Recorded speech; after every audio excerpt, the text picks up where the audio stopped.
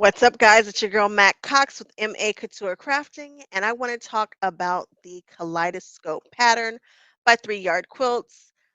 Some of you guys might say, why do I keep doing 3 Yard Quilts? I don't know. It's like they just chose me. I like them.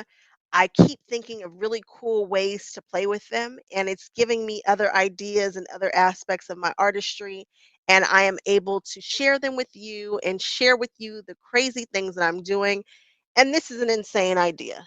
Um, People dye quilts, people dye fabric all the time, but do people really dye quilts? And I was like, can you? What happens if you try it? And it's summertime. So summertime means dyeing. It definitely means tie dye.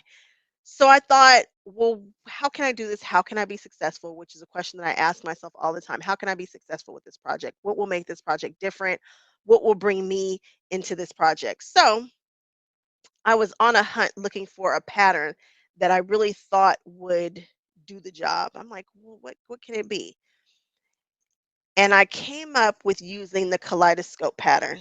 So when you look at it, let's blow it up here. Can I get a larger photo? So when you look at it, they are using three different colors. I noticed that there's only one color here. There is this blue color here. There's this gold color. And I thought, this is going to be it. Now, I wanted to really get in with it, and so I will go into detail with another video about dyeing it. I just want to talk about how I put this together and why I chose which color where. So, for the kaleidoscope, it's really a stark and stunning, and I almost want to leave it just the way it is. This is not one of, it feels like it's smaller, but I think it's because of this big border right here. The border, I chose black.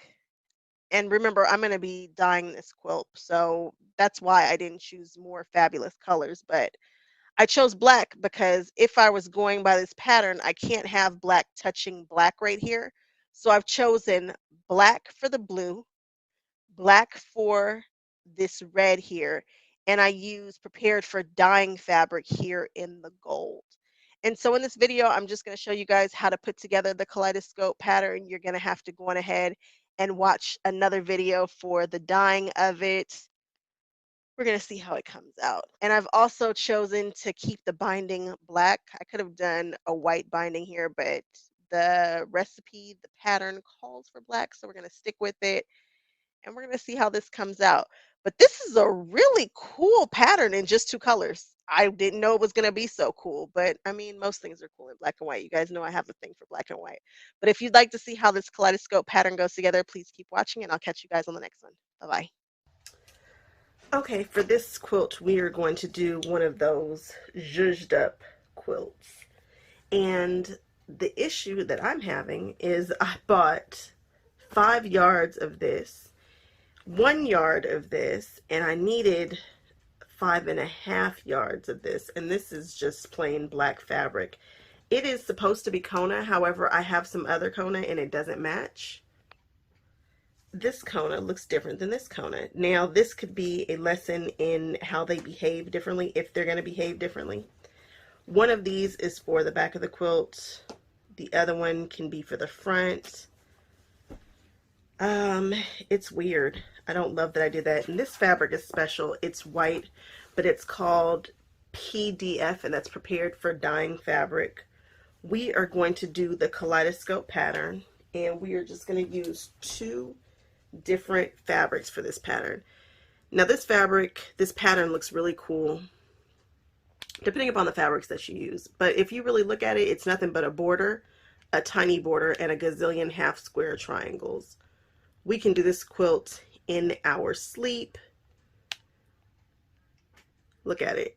And so for a 3 yard quilt, usually you use 1, 2, 3 fabrics, 3 different colors. But for this one, we're going to use only 2 different colors. The black is going to remain black. We can't put black next to black, so all the white will be white. And then the fabric number 1 is also going to be black. This should be interesting since we're dyeing it, and we're going to dye a quilt that's completed. We are not going to dye the quilt top. We are going to actually dye the entire quilt at one time. Let's just see what happens. So I've decided that the fabric that I had the least amount of is going to go on the front. The fabric that I have the most is going to go on the back. It's still, I think I needed 3.5 yards, actually maybe a little bit more than 3.5 for the back of the fabric.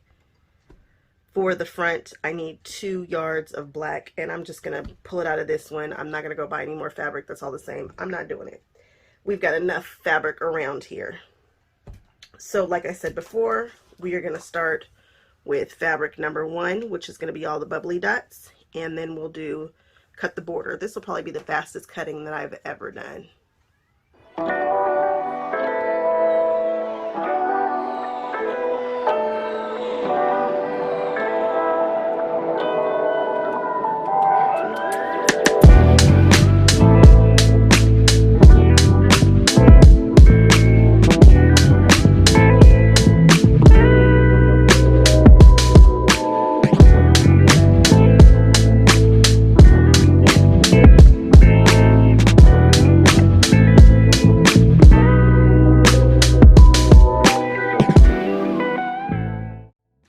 So I'm getting ready to cut my strips, and to do the economy binding, you need 1 1/4 inch strips. I want a more substantial binding. I really prefer 2 1/4 folded in half, and so that's what I'm going to do here. It's just my preferred way. If you're going to do it like me, you're going to need a little bit more fabric, maybe 1/4 yard more to do the economy, well, not the economy binding, to just bind regularly, which is what I'm going to do. I'm just going to bind it nice and easy and regular.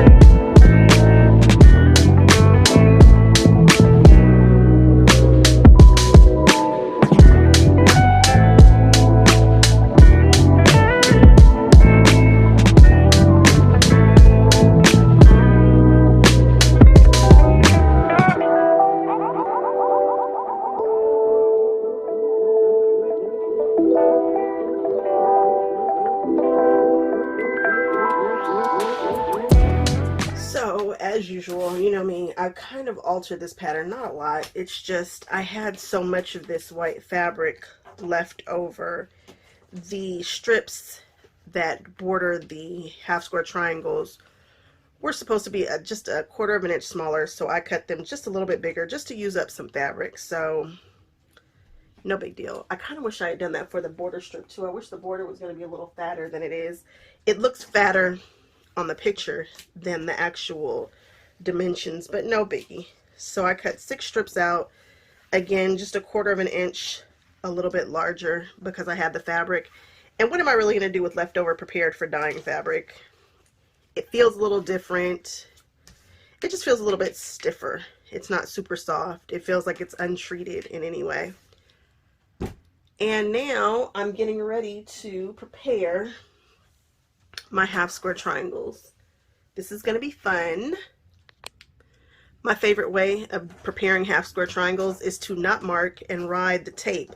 However, I don't have a table around my sewing machine for whatever reason. I don't know why I do that, but so I'm just going to grab a regular lead pencil, and I'm going to put the center line directly on the 1/4 inch. So I'm over 1/4 inch, so going straight down the center is the 1/4 inch line, and I'm just going to mark it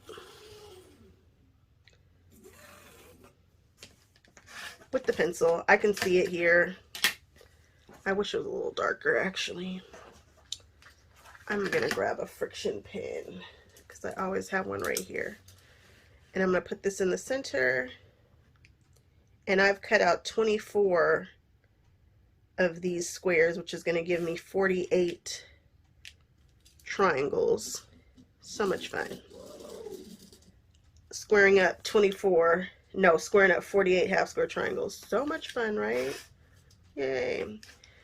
I am going to stack this on top of the other triangle and just sew down the sides. I'm going to sew directly on the line, and that's going to be fun. If you don't hit directly on the 1/4 inch, make sure that you're sewing a little bit this way, which will give you more to square up, more fabric to square up with. All right, let's do it.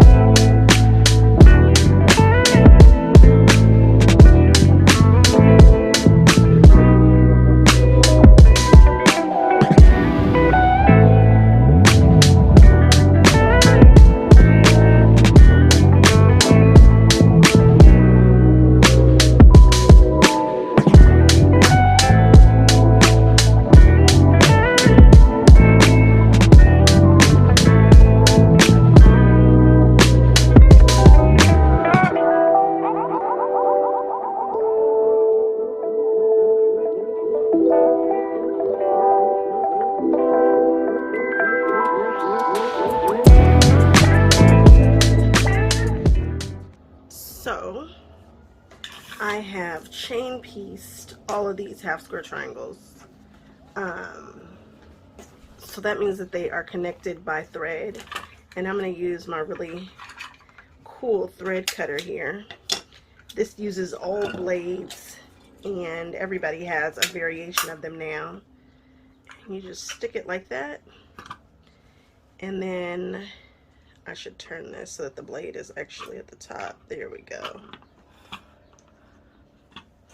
And we're just going to separate these like that. And there are 24 of these guys here. And so I'm just going to stack them up, and then I'm going to cut them apart. So now these need to be cut apart. What I'm going to do is there are 24 squares here. I'm going to take 12 and I'm going to put some to the side, and then I'm going to take another 12 and put those to the side.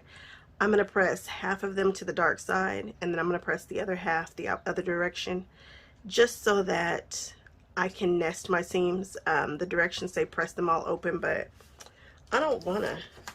I don't want to. So the first thing I'm going to do is line this up here. I'm trying to line this up with this sewn line the best I can.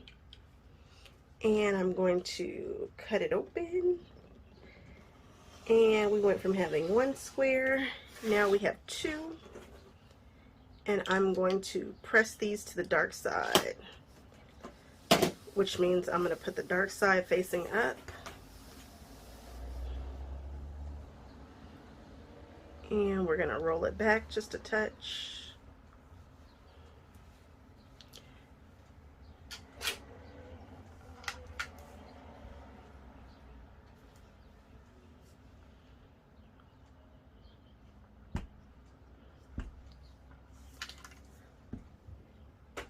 And then we are going to square this up with my block lock.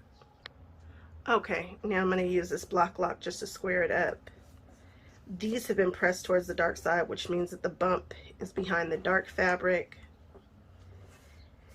And you don't have a lot of excess fabric. I prefer to have more than I have here. But I am putting this logo on the smooth side. And I am just moving this so that we have, so it's lined up as best we can.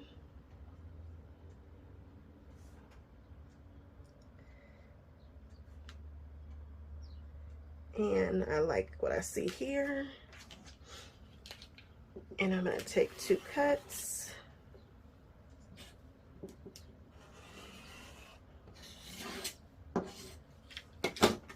And then I'm just going to turn it this way. And this is the exact size that it's supposed to be. So I'm just going to make sure that it's lined up perfectly on this side,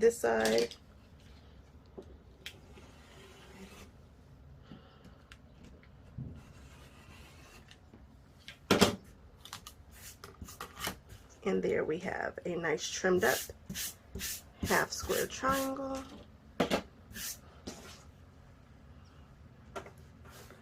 We're going to do another one.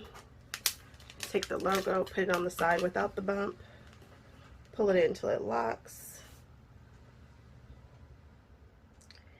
And I like it right there. Looks pretty good.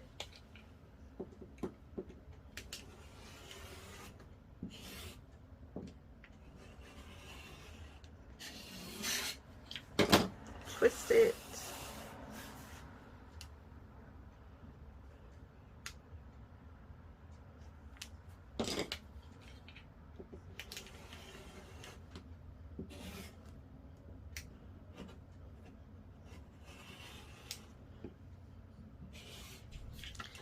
All right, and we have another one that is beautiful.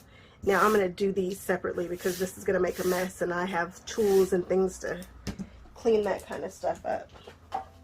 But yeah, we're going to do that 48 times and that'll be great. So now I have my 2 piles. I tell you, 48 isn't bad. I bet you I could do probably about 100 before I get annoyed and I'm like, okay, that's enough for a day. But these went really, really quickly. So I have my pile that's pressed the dark, pressed the light. And now the way that I'm going to put this together is I am just going to build the rows. And I'm going to build 2 rows at a time. So let's look at this. They're basically duplicated, the top and the bottom. Let's see. The rows are duplicated top and bottom. So I'm just going to build that row and build this row and then flip it. And I'm just going to go row by row. I'm not going to lay it all out on the bed first or anything like that. I'm just going to look and I can see this has got 2 of the black going this way.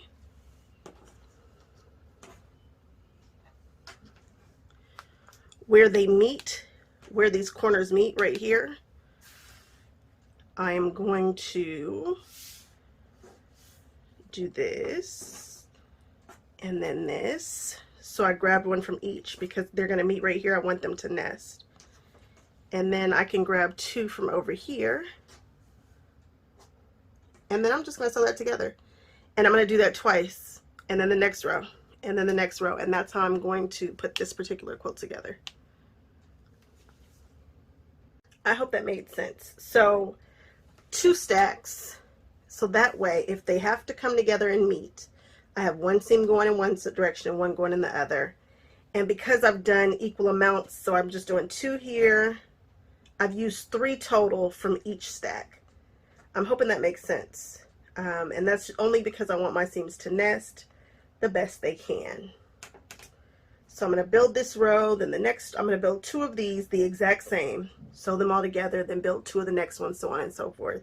And this will be put together in no time.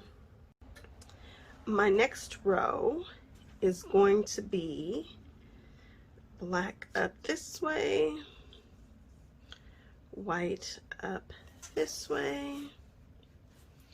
And I found out that one row needs to get pressed to the right and one row needs to get pressed to the left, so that we can have it all doing what it's supposed to do.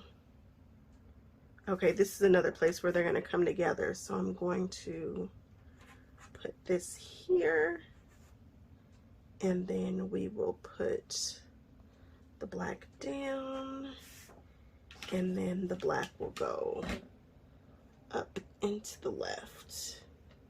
Half square triangles are tricky. They can be a little tricky to make sure that we're getting the pattern right. I like it, I like it.